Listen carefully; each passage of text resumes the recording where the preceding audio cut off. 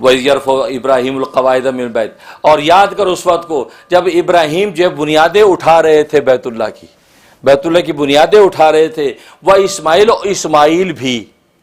یعنی ساتھ ذکر نہیں کیا وَإِذْ يَرْفَعُ إِبْرَاهِيمُ وَإِسماعِيلُ،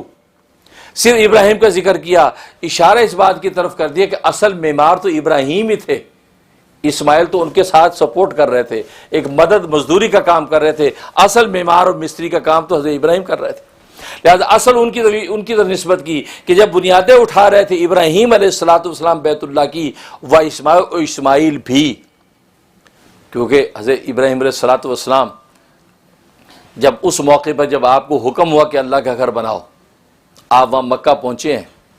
تو دیکھا اسماعیل کو تلاش کیا، تو حضرت اسماعیل علیہ السلام ایک درخت کے نیچے بیٹھے تیر تراش رہے تھے، تیر، کیونکہ تیر تیار کر کر کے پھر جانور شکار کرتے تھے، تیر تراش رہے تھے۔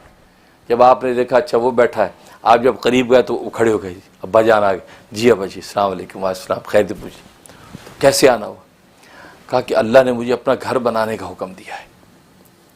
لہٰذا تم میری مدد کرو کہ اللہ کا گھر بنائے۔ کہا کہ ابا جان بالکل میں آپ کی مدد کروں گا، میں آپ کے ساتھ ہوں،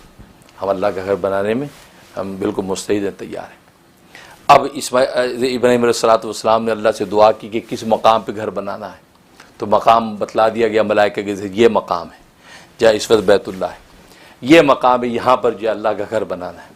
اب وہاں پر جو ابراہیم علیہ السلام نے گھر کی تعمیر شروع کی، اور حضرت اسماعیل علیہ السلام وہ اینٹیں پکڑاتے تھے، آپ تعمیر کرتے تھے، اور وہ پتھر جو مقام ابراہیم،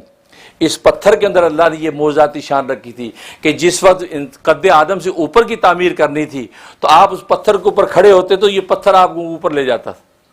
جیسے آج لفٹ مشینیں ہیں اور کرینوں کے اوپر کھڑے ہو کے لوگ کتنی اونچا کھڑے ہوتے ہیں، اللہ نے وہ کرین بنائی ہوئی تھی، تو یہ اس کے اوپر آپ کھڑے ہوتے تھے، اس لیے اس کے اوپر آپ دونوں پاؤں نظر آتے ہیں آج بھی، تو اس کے اوپر آپ جو کھڑے ہوتے تھے اور وہ جتنی بلندی آپ کو مطلوب ہوتی تھی وہ پتھر اتنا بلند ہو جاتا تھا، آپ اسی طریقے سے جو ہے وہ اینٹیں لگاتے رہے یہاں تک کہ بیت اللہ کی تعمیر مکمل کر دی۔ اب جب بیت اللہ کی تعمیر مکمل ہو گئی، اب وہ کونا جو ہے جہاں حجر اسود کی جگہ ہے وہ جگہ خالی رہ گئی، تو حضرت ابراہیم علیہ السلام نے بیٹے سے کہا کہ بیٹا اسماعیل، میں چاہ رہا ہوں کہ یہاں پر جو ہے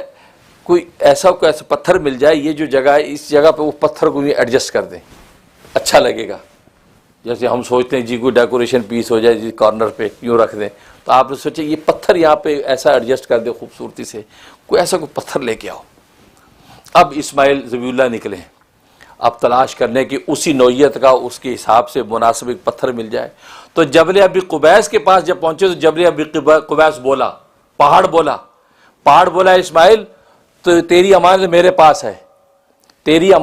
پاس ہے، وہ امانت حاصل کر اور جا کے اس جگہ پہ رکھ دے جس جگہ پہ جو رکھنے کا تجھے حکم ہوا ہے۔ کہا کہ غار کے اندر جا اور وہاں پر وہ امانت موجود ہے۔ ظاہر جبرائیل السلام نے جیسے میں نے بتایا وہاں وہ رکھی تھی،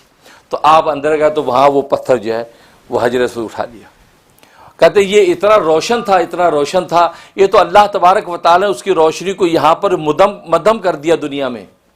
نبی کریم صلی اللہ علیہ وسلم فرماتے ہیں کہ اگر اس کی روشنی پوری کھول دی جاتی تو دنیا کے اندر یہ سورج جو ہے، سورج کی روشنی ماند پڑ جائے اور پوری دنیا روشن ہو جائے،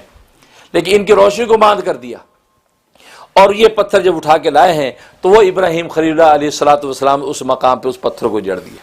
یہ جہاں اس وقت حجر اسود، یہ وہ حجر اسود تھا اس مقام پہ۔ اب یہ تعمیر مکمل ہو گئی، اور اس کے بعد جو ہے حضرت ابراہیم علیہ السلام کو حکم ہوا، جیسے سورہ حج کے اندر آیات ہیں، اب آپ آواز لگائیے لوگوں کو، اذن فی الناس، لوگوں کے اندر آواز لگا دیجئے کہ وہ اس بیت اللہ کا طواف کرنے کے لیے آئیں، اس کی جو عبادت کرنے کے لیے آپ آئیں۔ اب جب آپ نے کہا جی میں آواز لگاؤں، میری آواز تو وہ دوسرے محلے تک نہیں پہنچے گی، کہا کہ نہیں، تو اونچی جگہ کھڑے ہو کے آواز لگانا تیرا کام ہے، اور قیامت تک آنے والی نسلوں اور ارواح کو پہنچانا میرا کام ہے۔ لہذا ابراہیم السلام نے ایک چٹان کے اوپر کھڑے ہو کے جب آواز لگائی ہے، فرمایا کہ باپوں کے صلب میں، ماؤں کے رحم میں اور ارواح کے اندر بھی جو ارواح تھی ان تک وہ آواز پہنچی ہے، اور جس نے جتنی مرتبہ لبیک کہا ہے اللہ تبارک و تعالی نے اتنی مرتبہ حج کی حاضری اس کی قبول کر لی۔ اللہ اکبر، اللہ اکبر، اللہ اکبر۔ یہ ہے،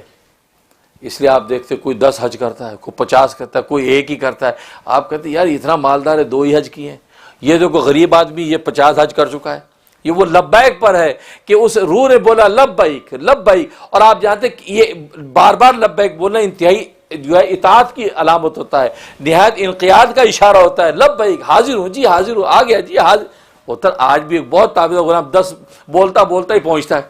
جی جی آ گیا جی، حاضر جی جناب پہنچ گیا جی، بس فرمائیے جی۔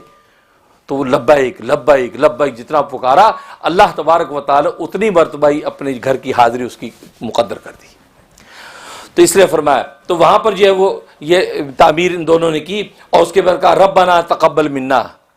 اے ہمارے رب ہماری طرف سے اس کو قبول فرما، ہماری طرف سے اس کو قبول فرما، انک انت السمیع العلیم، بے شک تو سننے والا جاننے والا ہے۔